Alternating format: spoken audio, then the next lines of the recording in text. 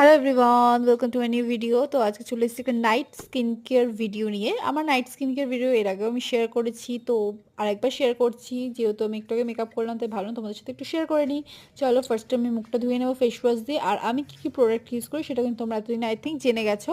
ফার্স্টে face wash দিয়ে মুখটা ভালো করে ক্লিন করে নিলাম। তো তারপরে ইউজ করব টোনার। আর তোমরা যদি জানার ইচ্ছে থাকে যে আমি কী কী প্রোডাক্ট ইউজ করলাম, সেগুলো আমার কমেন্টে লিখো, আমি জানিয়ে দেবো। দেন ইউজ করছি সিরামটা তো ভালো করে ইউজ করতেই হবে। আর আমার মুখে দেখেছি কত বড় একটা পিম্পল বেরিয়েছে। এগুলো প্রত্যেকটা অয়েলি খাবারের জন্যই বেরিয়েছে। তোমরা একটা অয়েলি খাবার অ্যাভয়েড করো, দেখবে ঠিক হয়ে যাবে।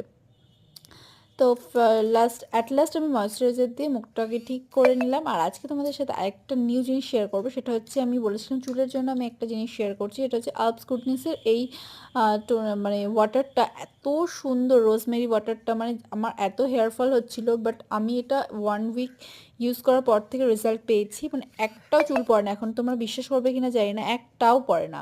সো ফাইনাল লুক এটা আমার। তো আজকের মতো টাটা।